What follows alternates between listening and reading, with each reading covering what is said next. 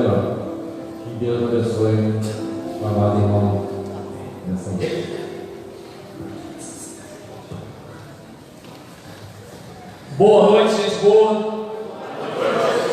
Eu sei que quase sempre que há um evento, alguém diz é um motivo de grande alegria eu estar aqui, e eu vou fazer também. É um motivo de grande alegria estar aqui com os irmãos, e Deus ter me dado a oportunidade de, ao mesmo tempo, estar com essa responsabilidade tão grande, mas também essa alegria tão grande, de, apesar de ser quem sou, ministrar a palavra de Deus ao povo de Deus.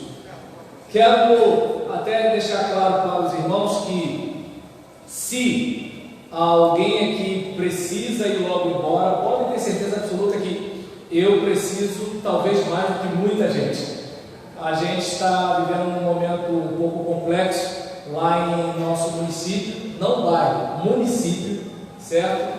E para os irmãos terem uma ideia, no município ficamos sem ônibus a partir das 5 horas da tarde. Imagine como foi para voltar do trabalho, porque a gente não pode faltar ao trabalho porque não tem ônibus, não é mesmo? Então, olhem pela nossa cidade, olhem por Duque de Caxias. Eu sei que o Rio de Janeiro continua lindo, mas nesse final de semana Caxias está dando um show. Mas, meus irmãos, dado aqui o nosso pedido de oração, eu gostaria que os irmãos estivessem meditando comigo a respeito tanto da proposta dessa noite, quanto também do tema da nossa mensagem aqui. Bendiga em vez de maldizer, e clame em vez de reclamar. Ainda bem que meu professor de homilética não está aqui, porque um tema desse aqui é um livro, né, gente? Já é um parágrafo o tema dessa mensagem. Mas eu entendi que tem muito a ver com a nossa realidade, principalmente como brasileiros. Deus não vota, mas a gente reclama dos políticos. Deus não escolhe a mulher com quem casamos e a gente reclama da mulher.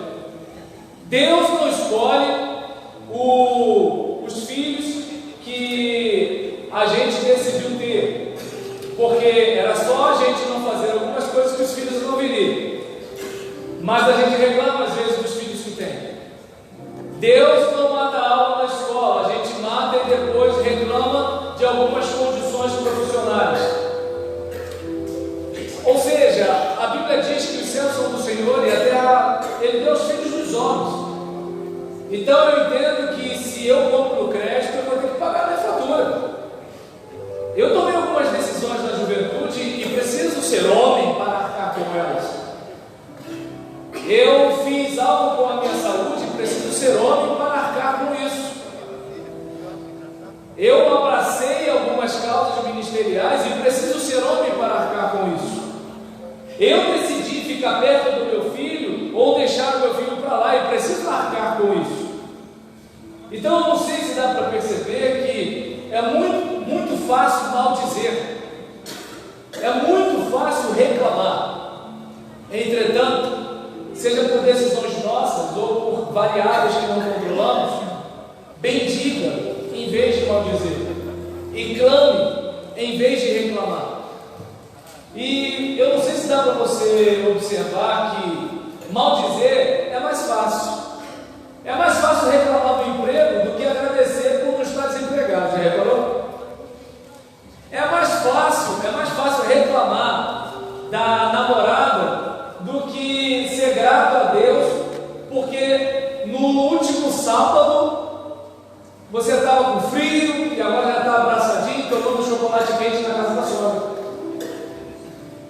É muito fácil reclamar de um problema do que chegar a arregaçar as mangas e resolvê-lo. Mas ninguém está vendo essa goteira, não? Você está vendo. Então eu não sei se dá para perceber que a proposta dessa noite é justamente essa. Eu sei que hoje em dia a coisa está um pouco complicada, porque o significado das palavras estão meio perdidos. Homem. O que é ser homem hoje? Bem, da porta para fora da igreja,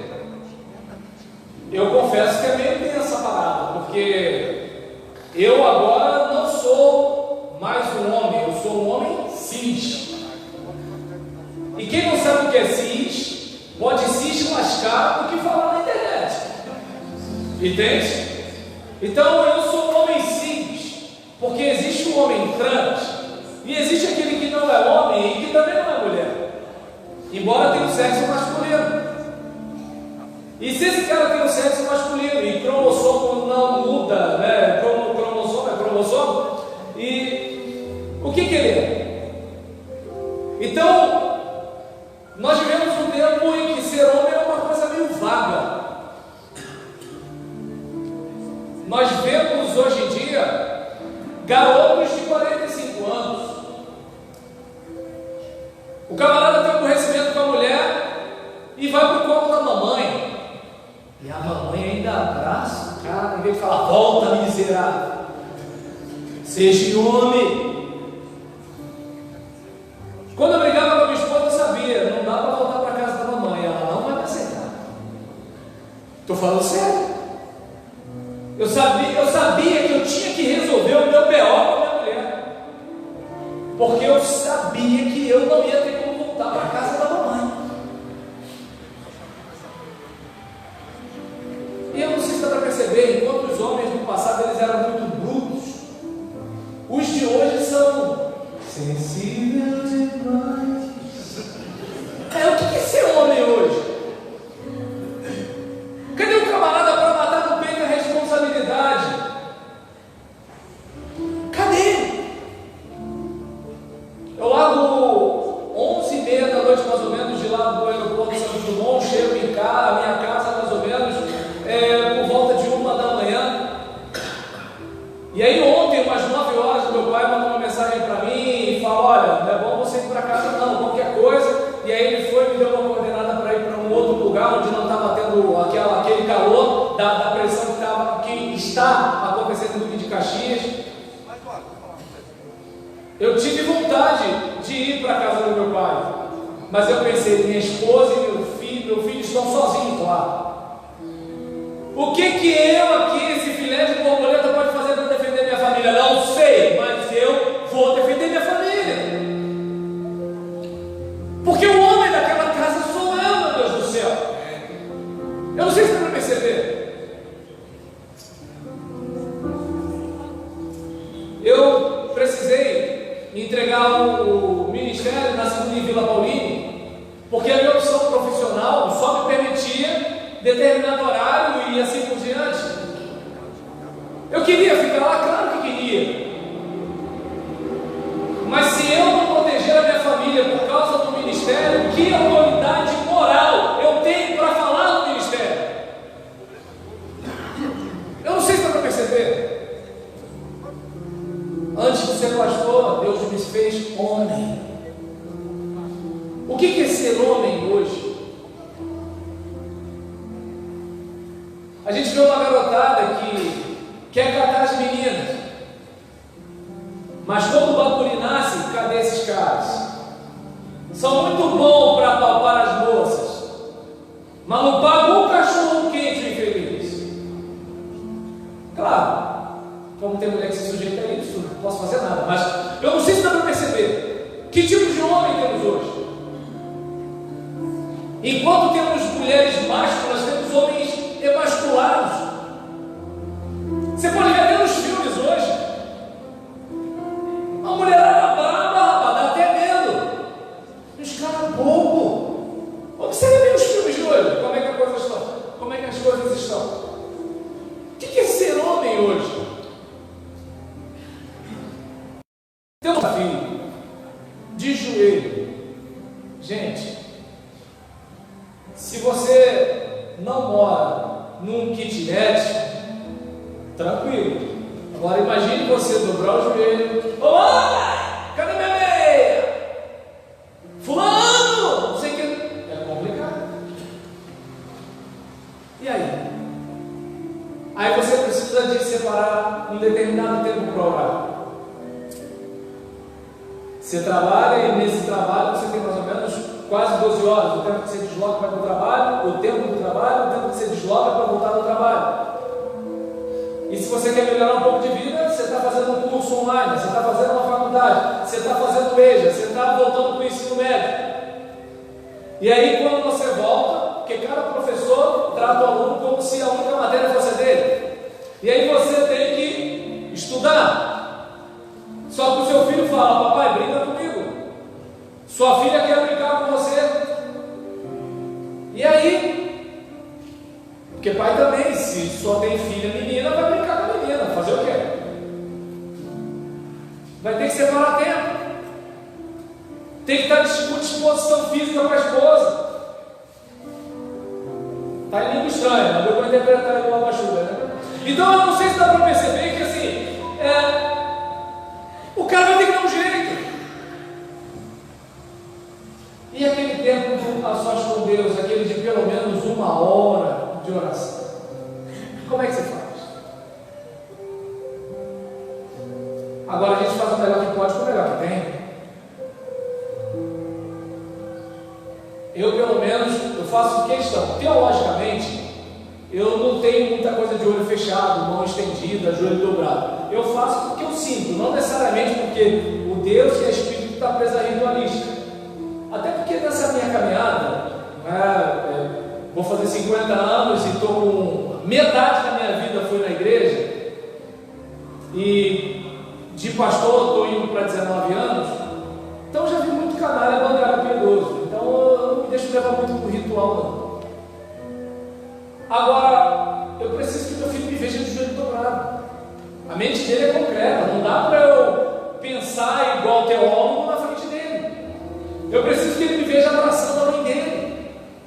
Eu preciso que ele me veja lendo a Bíblia. E agora, coisa de mais ou menos uma semana atrás, meu filho de 5 anos estava lendo sua Bibliazinha infantil, a história do bom samaritano. Como é que esse pai ficou vendo seu filho de 5 anos lendo a história do bom samaritano? E você perguntando a ele o que ele entendeu. Eu quero que meu filho tema a Deus, e eu quero que ele me veja temendo a Deus. E aí falamos de homens de joelho, família de pé. O que é família hoje? E nessa hora, irmãos, pelo amor de Deus, como homem que sou também, ser homem sempre foi difícil. Houve um tempo que ser homem você tinha que ser bom de briga. Houve um tempo que ser homem você tinha que ir lá na México para comprar um 38. Houve um tempo que ser homem tinha que ser bom na espada. Mas hoje está meio complicado, porque observe bem.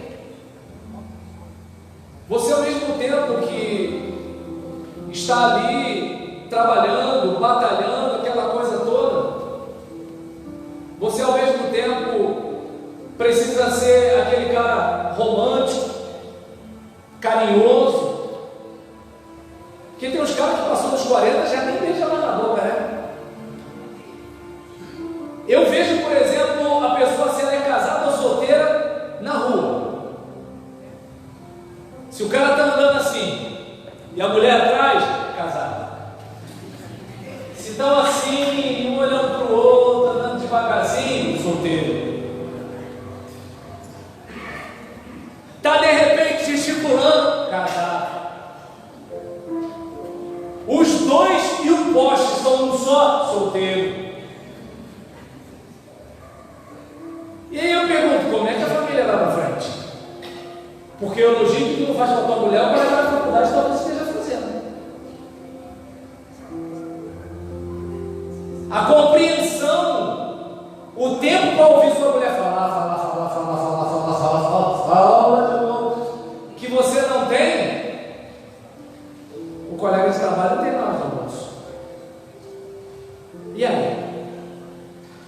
Não estou aqui assinando embaixo de mulher que trai marido, que larga marido, nada disso não. Eu só estou dizendo que é o seguinte: precisamos matar o galo antes de cantar. Temos que frear antes da derrapagem. Mas para que eu vou ter família? A mulherada está doida, está investida para matar. Então, peraí, minha mulher já está meio derrubada, a outra está em pé. saber? O cara não para para pensar, né? Que quando ele pegou a mulher dele estava em pé. Quem divulgou foi ele, mas ele não lembra. E o que acontece? E nessa situação, era só ele levantar de novo, mas ele prefere o quê? Né? E é um tempo difícil. Porque eu sou do tempo que você tinha que merecer uma mulher. Hoje não precisa não. E se você disser que é casado, parece que fica mais fácil o processo. Se bobear, eu acho que o cara que não consegue ninguém é só de sair com uma aliança por aí. Pega o sobrinho, começa a dar o sobrinho no colo, bota a aliança, vai conseguir rapidinho alguém, porque está complicado o negócio. Sem falar a exposição. Ô irmãos, não sei vocês, mas até a noiva no casamento vai com decote. Jesus amado. Tempo difícil, irmãos. Desculpa o papo reto que se incumba, mas ser homem, estar de joelho, manter uma família.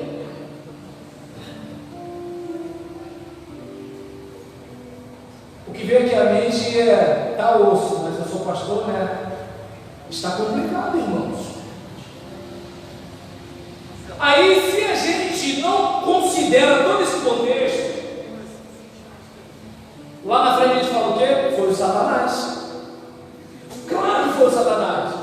Mas Satanás não trabalha sozinho, irmãos. Não trabalha sozinho. Outro dia eu fui tirar uma determinada xerox, você ficou uma brincadeira lá, né? Aí da outra vez eu falei, Gisele, você pode pegar a cópia para mim? Ah, legal, eu posso sim. Eu mandei a mensagem pelo WhatsApp, minha esposa está indo buscar. Até que você diga, neurose, pode ser neurose. Reencontrei uma ex-colega de colégio, na adolescência ainda. Ah, me dá o seu zap. Não dei. Que isso? Não custa nada. Entende? Ou seja, aí às vezes eu não mato o galo antes dele cantar e depois eu digo que foi o diabo. Vamos brincar com a colega de trabalho, vamos brincar com a colega de faculdade, vamos brincar com a irmã da igreja, vamos. Mas sempre colocando uma fronteira imaginária, de modo que essa irmã, essa colega de trabalho, essa colega de faculdade perceba, daqui para lá eu não posso com ele. Mas às vezes o cara ele não coloca essa barreira. Aí depois foi o diabo. Então eu não sei se dá para perceber que assim, eu preciso bem dizer em vez de mal dizer.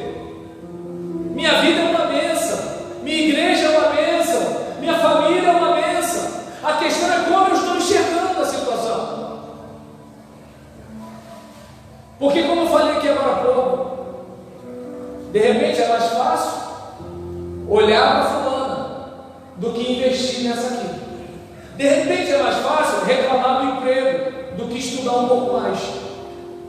De repente é mais fácil dizer que o filho é perturbado do que pensar que ele pode estar querendo a atenção do pai e por isso está fazendo aquilo tudo. De repente é mais fácil dizer que ninguém na igreja faz nada do que eu chegar e falar assim, pastor, está precisando de mim para quê? Então, que tal a gente bem dizer mais do que mal dizer? Que tal a gente reclamar mais do que reclamar? Houve um tempo que meu filho passava mal, eu pegava o carro e ia com ele para um hospital particular. Houve um tempo que meu filho começou a passar mal, peguei o Uber.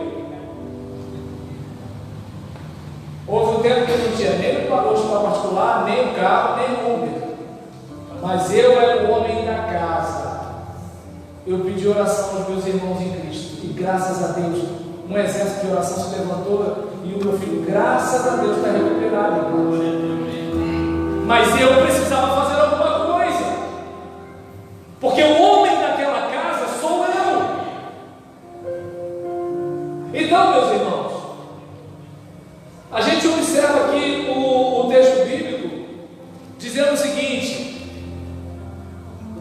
Paulo dizendo para Timóteo, eu recomendo para você que se façam súplicas, orações, intercessões e ação de graças por todos os homens. Timóteo, ore. Eu não lembro, mas eu fui a uma igreja uma vez que a frase da igreja era: ora que melhora. Fui a uma outra que tinha uma frase: se você orar, sua vida vai mudar. Porque oração, ela, infelizmente, a gente pensa muito em ritual quando pensa em oração. Já viu o cara está conversando com você: e aí, fulano, beleza, legal, não sei o que, não sei o que lá. Aí quando ele vai orar, a voz muda. E ele já começa a falar na segunda pessoa do singular. E ele já vai para o Altíssimo, Augusto e tal. E ele bota aqui só palavra bonita. Algumas ele nem sabe o significado, mas ele fala assim mesmo porque é bonito. E Deus está lá esperando ele jogar aberto. Deus está lá esperando ele tirar a máscara. Deus está lá esperando ele dizer: pequei. Mas não, porque dói ele lembrar da maldade do seu próprio coração. Então o que ele faz? Ele fala bonito e vai para casa. Lembra da oração do publicano e do pecador? Orava de si para si. Na sua negação, com aquela consciência de que o inferno são os outros, o que ele fazia? Ele só olhava as suas próprias virtudes, enquanto o publicano bate no peito e fala: eu não posso nem levantar a voz para orar. Qual desses nós somos? Que tipo de homem nós somos? Dependentes ou presunçosos? Então, quando pensamos em oração, pensamos em dependência. Dependência é o seguinte: tem coisa que eu não posso fazer. Eu posso pegar e transformar esse texto em tópicos, mas eu não posso transformar essa minha fala em voz de Deus para o seu coração. Eu posso orar por você, mas eu não posso liberar o milagre de Deus sobre a sua vida. Embora eu vi outro dia aí uma missionária falando que se você pagasse R$1.000, a profecia ia se cumprir, o milagre ia acontecer. Era certo. Quase que eu peguei R$1.000. Estou cheio de problema, R$1.000 resolve tudo, acabou. Entendeu? Aí nesse caso, a recomendação é: suplique. E suplicar, irmãos, é chorar mesmo. Senhor, estou no sufoco. Se o Senhor não me socorrer, ninguém mais me socorre. Até porque uma coisa eu aprendi: a maioria das pessoas nos ajudam quando elas ganham alguma coisa. Quando elas não ganham nada, muitas vezes elas até se afastam de nós. Deus não. Ele é o socorro bem presente na hora da angústia. Ele é o nosso refúgio e fortaleza. Orações, lembra? Falamos aqui: abrir o coração, intercessões, lembrar do outro, ações de graças, agradecer. Ah, mas eu ganho pouco, é um pouco abençoado.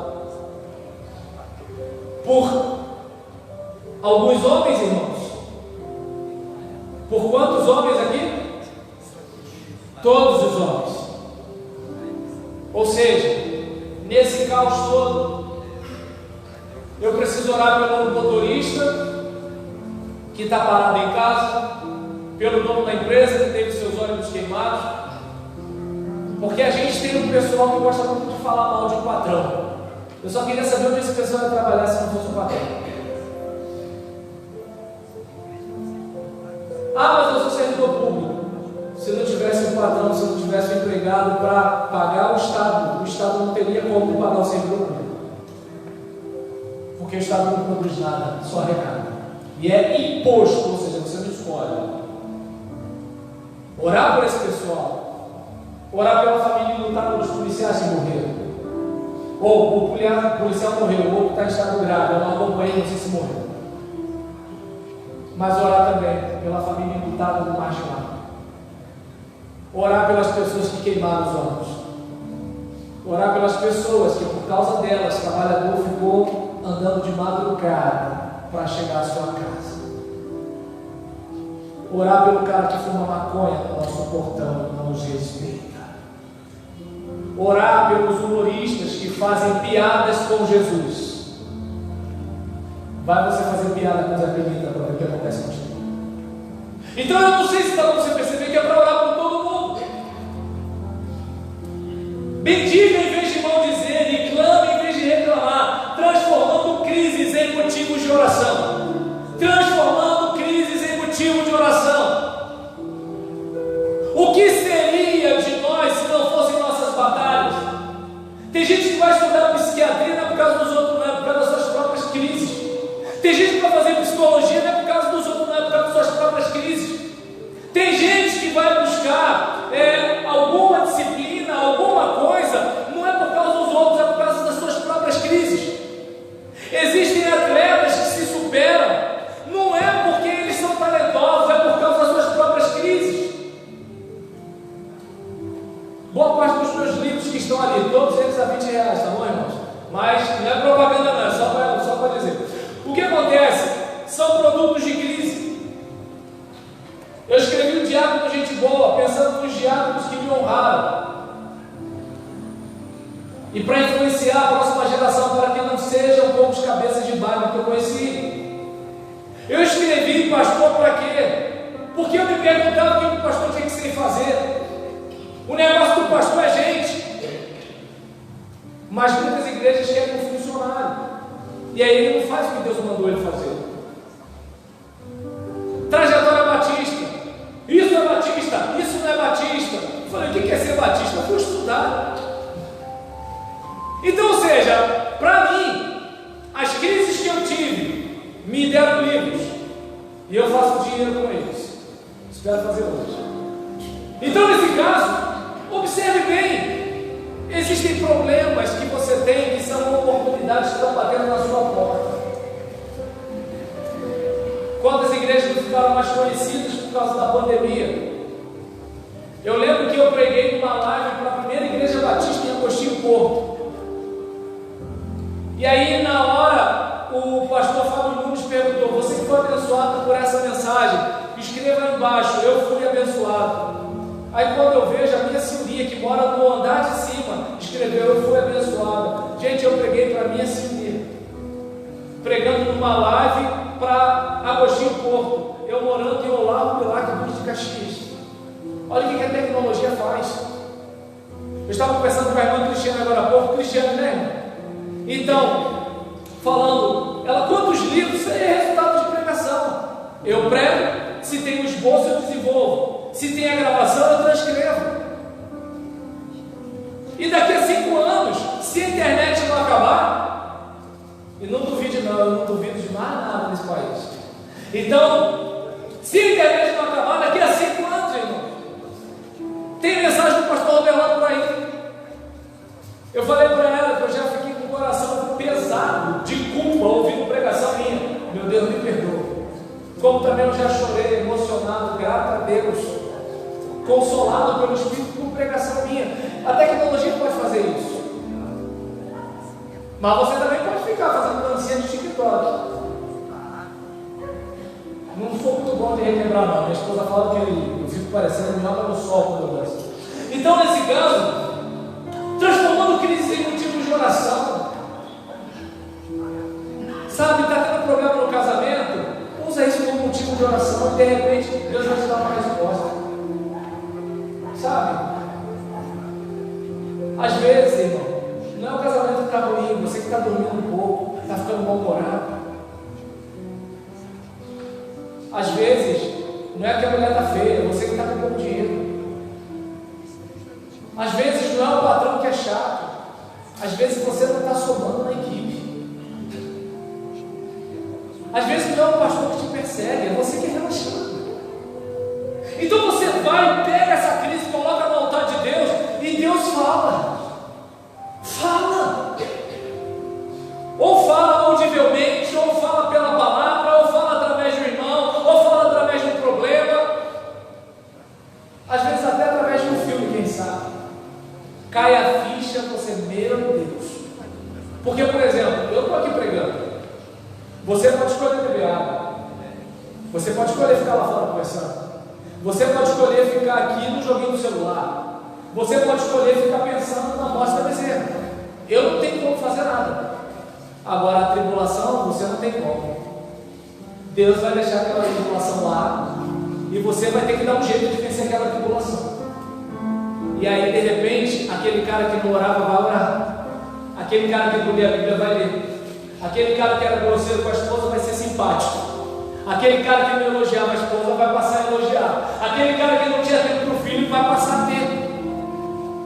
Porque o sermão tribulação funciona em muito. Ou o crente muda, ou ele sucumbe. Se for burro, vai sucumbir. Mas a maioria é inteligente. Então, nós vimos aqui a recomendação. Mas não apenas por todos os homens no geral. O irmão que persegue a gente, o irmão, o vizinho, o parente, não. Mas no versículo 2, está dizendo que é para orar por quem? Versículo 2, espera aí, capítulo 2, versículo 2, é para orar pelos? Aleluia! Então, graças a Deus, né? Perdão, olha o mistério aí, né? Então o que acontece? É para orar pelos reis. Eu nem pedi irmão para projetar, porque eu sou da moda antiga, né? A gente está com a Bíblia aberta, e aí nisso o tema da gente é 1 Timóteo 2. Então, nesse caso, pelos reis e por todos que estão em eminência, todos que estão em posição de autoridade. Eu não sei se você percebe que os crentes de um tempo para cá são bem diferentes. Eu lembro que os crentes oravam pelo Fernando Henrique.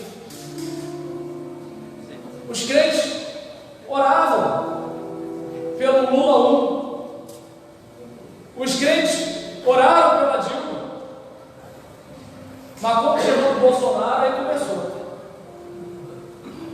Aí agora o pessoal que ficou sentido com os crentes que amaldiçoavam o Bolsonaro, agora esses crentes estão amaldiçoando o Lula. Peraí. Não é que eu não tenho opinião, não, eu tenho.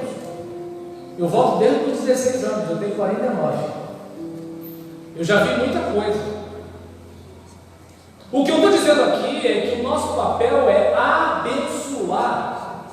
O nosso papel é interceder.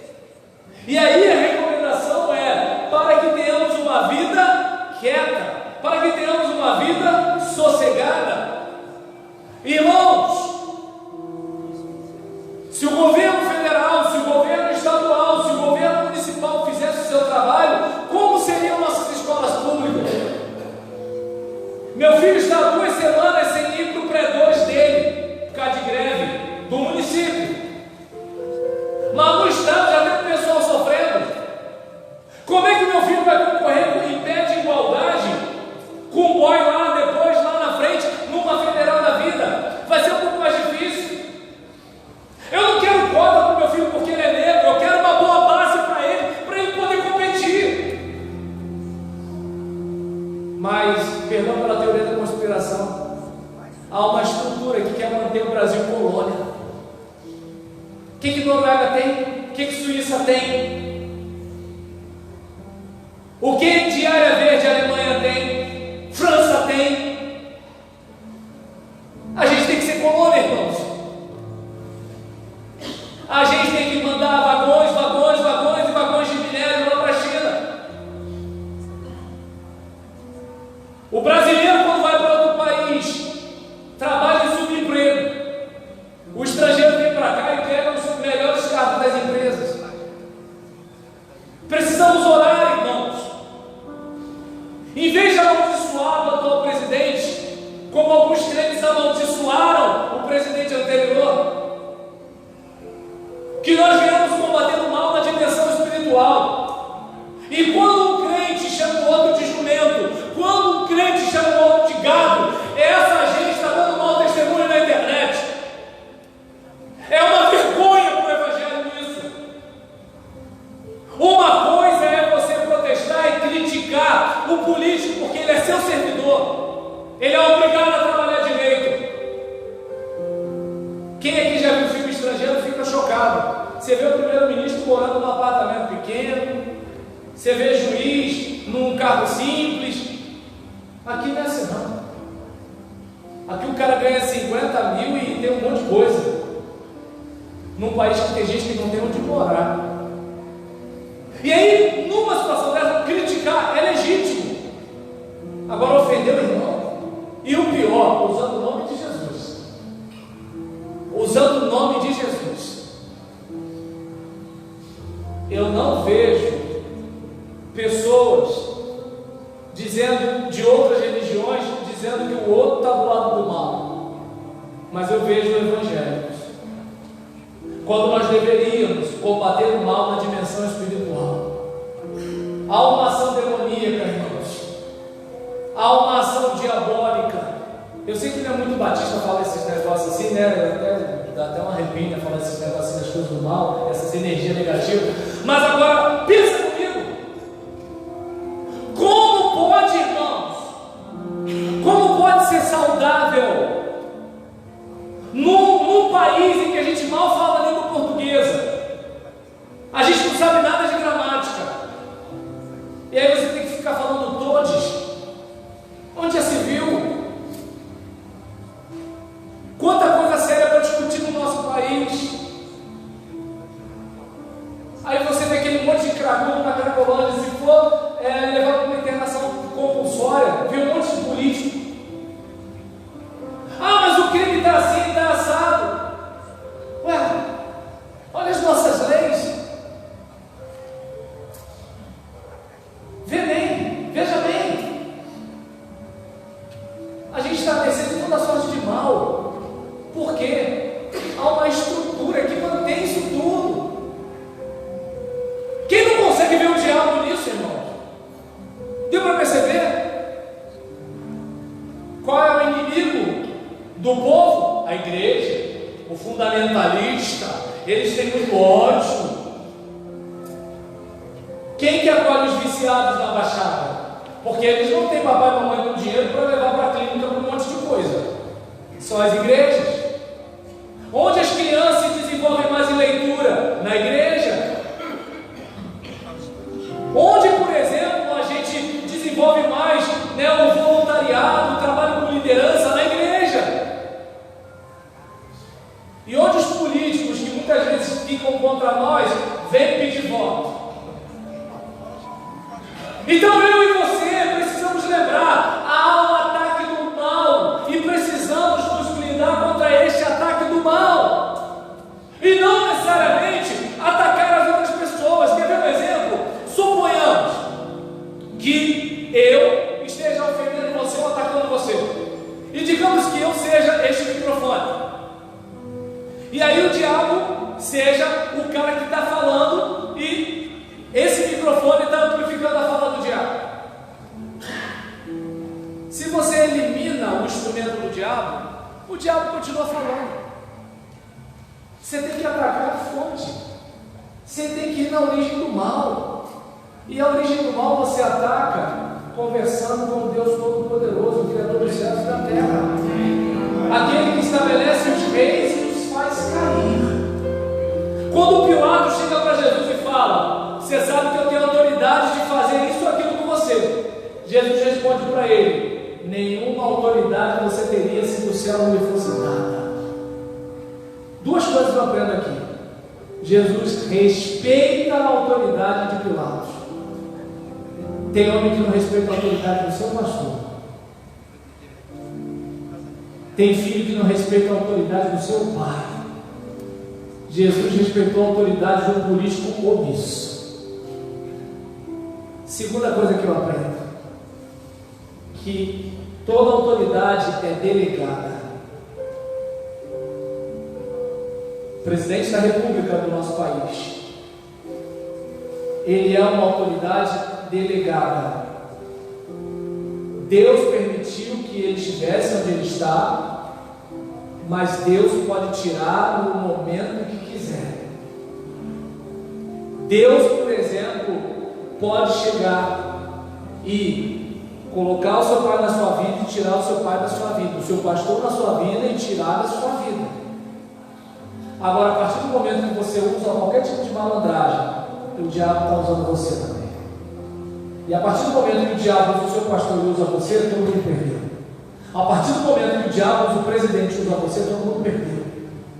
A partir do momento que o diabo usa um e usa o outro, todo mundo perdeu. Agora, quando você vai para Deus e Deus vai à fonte, você está invicto, você está intacto, você está blindado e o mal vai ter que sair.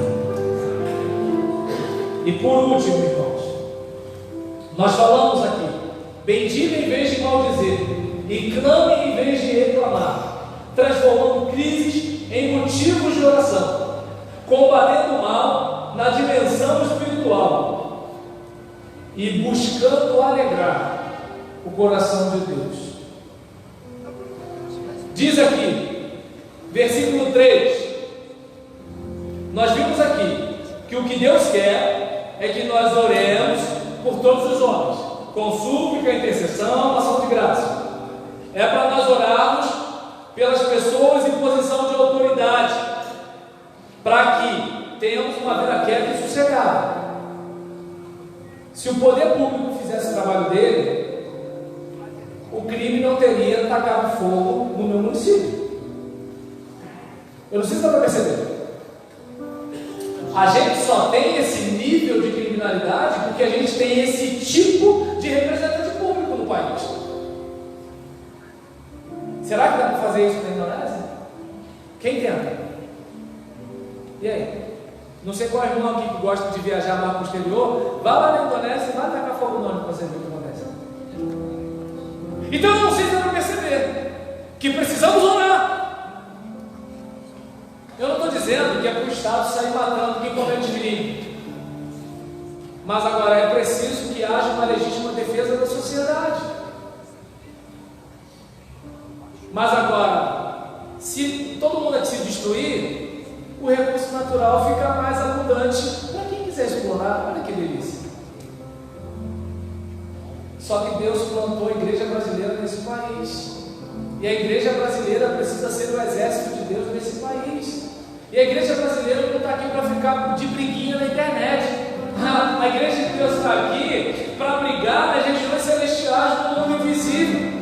A igreja está aqui para amarrar o valente e saquear os seus bens. A igreja está aqui para chegar e alcançar os cativos e trazê-los para o reino do Filho amado. A igreja está aqui para ser voz de Deus, mãos de Deus, coração de Deus, para alcançar as pessoas. Até porque crente que não trabalha, não trabalha, né? Já dizia o ditado. E tudo isso aqui, diz o texto, é bom, versículo 3, e agradável diante de Deus nosso Salvador, que quer que quem se salve, gente? Todos. Aí agora essa hermenêutica aqui depende, né? Para alguns todos são alguns, para outros todos são todos, aí depende do que significa todos no seu dicionário. Mas aqui está dizendo, na minha Bíblia e na sua, que Deus quer que todos os homens sejam salvos. Então aquele cara de quem você não gosta, aquele cara de quem você gosta, aquele cara que lhe desrespeita, aquele cara que lhe respeita, aquele cara que quando você precisa lhe ajuda, aquele que nunca lhe ajuda, a todos eles Deus quer salvar, e Deus quer a sua parceria para orar por eles. Nossos governantes, mas todo político vai se converter no período da eleição. Irmãos, salvo quem é salvo. A gente não tem como saber quem está salvo ou não. Ou você acha que todo mundo que está na sua igreja é salvo? E não é para a gente procurar quem é salvo ou não, é para a gente se perguntar: eu estou salvo mesmo? Eu tenho um novo coração nele? Porque a Bíblia diz que aquele que odeia o seu irmão é filho do diabo. E essa carta é escrita para crente. A marca do Filho de Deus é amar seu irmão. Se você está com ódio de alguém, pensa bem se tu não vai pular uma fogueira lá na frente. Entende? Porque a Bíblia diz que quem odeia o seu irmão é assassino. E nenhum assassino tem parte com Deus. Ah, mas eu nunca matei ninguém. Aqui fora, aqui dentro, você já esganou, estrangulou, deu soco, rabo de arraia, pernada, voadora. Entendeu? E aí quando passa pelo irmão, aí dá aquele nó assim no coração, né? Aquela sensação ruim. Mas aí a gente ativar máscara do amado. Oi, amado. Entendeu? Né? Porque a gente diz que quer ser tratado com verdade, mas se a gente fizer aquela feia, falar que está chateado, a gente fica mal como crente, né? Então tem que ser, né, sempre o amado. É para orar por todo mundo. Deus quer que todo mundo seja salvo e venha ao conhecimento da verdade, porque há um só Deus e um só mediador entre Deus e os homens, Jesus Cristo, homem. Então eu gostaria, sabe, que você, homem batista, você, homem, mesmo que não seja batista, você, homem cristão, você que não é cristão, seja homem, numa era de moleques, carinhas que estão muito bons para popular, mas não assumem seus filhos.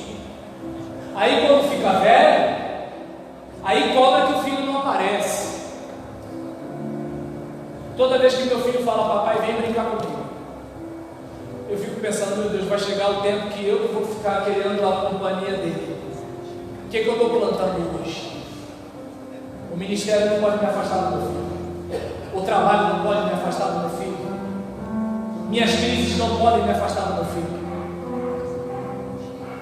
As pressões pelas quais eu passo não podem me atrapalhar de ser carinhoso com a minha esposa. Outro dia ela estava me cobrando. O filho consegue reparar mais uma maquiagem, o batom dela do que eu. Mãe, que bermuda é essa? Aí ela me pergunta, você já reparou essa bermuda? Eu nem sabia que você tinha essa bermuda. Entende? Meu filho está começando a me deixar mal com a minha mulher. E eu preciso melhorar, irmãos. Eu preciso melhorar. É claro que, obviamente, nosso casamento não é perfeito. Mas eu sei que se eu melhorar como marido, alguma coisa vai melhorar na minha casa. Se eu melhorar como pai, alguma coisa vai melhorar na minha casa. Até porque, de repente, talvez a esposa esteja desleixada porque ela acha que ela é só um punhado de carne para o dia que você está empolgado, né? Naqueles 5 minutos de empolgação. Agora, eu não sei se dá para perceber que se de repente ela se sentir amada e valorizada, ou eu vou fazer isso aqui porque eu sei que ele vai gostar, eu vou fazer isso aqui porque eu sei que quer ver. Agora, se cuidar da casa, se cuidar, malhar, fazer isso, fazer aquilo, não muda nada, eu gastar energia toda. Deu para entender? O problema é que enquanto eu não faço isso, alguém pode estar fazendo. Não estou dizendo que Deus está mandando eu falar isso, não. Eis que te digo de mim mesmo. Enquanto o marido não faz, alguém faz. Enquanto o pai não faz, alguém faz. Se eu não sou referência para o meu filho, um outro homem pode ser. E que tipo de homem?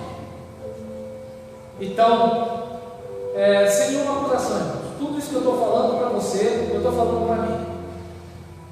Você acha que eu não tenho que vigiar com meus olhos na rua? Claro que eu tenho. Você acha que eu não tenho que separar tempo para o meu filho? Claro que eu tenho. Você acha que eu não tenho que ser mais romântico com a minha esposa? Claro que eu tenho. Tudo isso eu tenho também. Mas eu não posso dizer que isso é certo, porque eu ainda não me consertei o suficiente. Então, bendiga em vez de maldizer, clame em vez de reclamar, transformando crises em motivo de oração, combatendo o mal na dimensão espiritual e buscando alegrar o coração de Deus. Eu gostaria que você colocasse, sei lá, não sei qual é a tua crise, diante de Deus agora. Feche os teus olhos e conversa com Ele.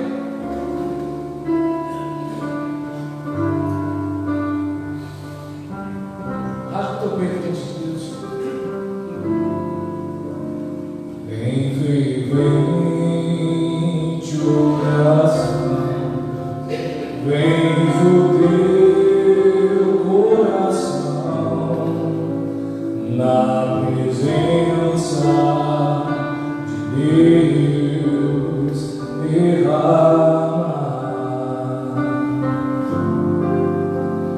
mas não pode excluir o que estás a pedir, sem que tudo adore no altar.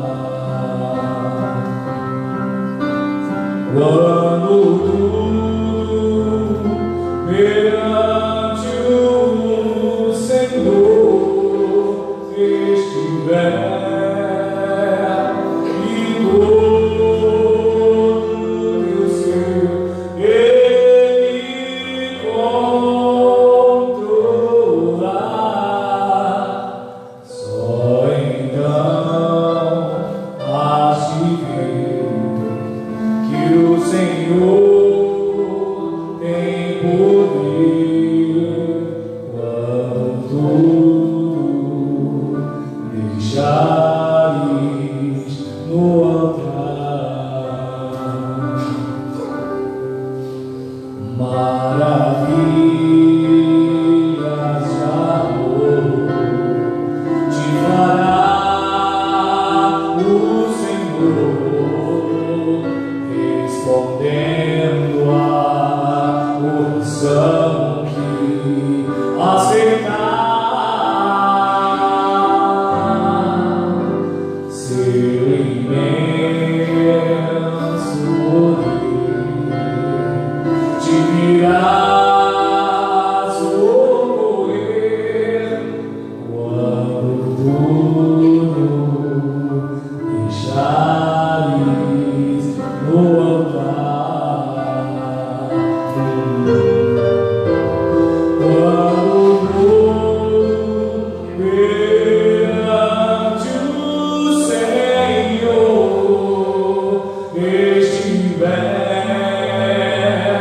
e todo teu ser Ele controlar,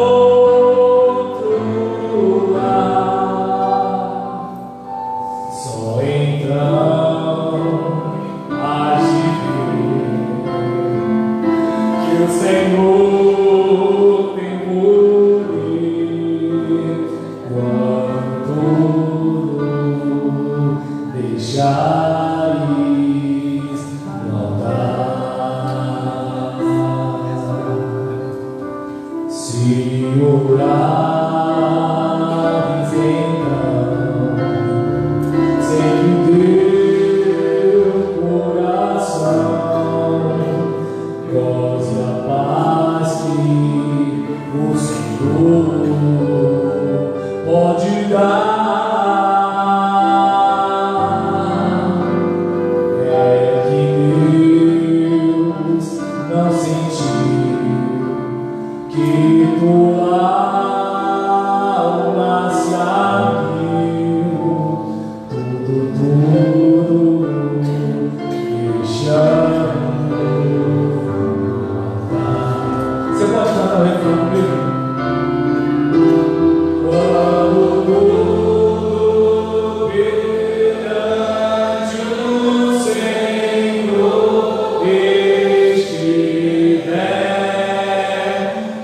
e todo teu ser Ele controlar, só então hás de ver que o Senhor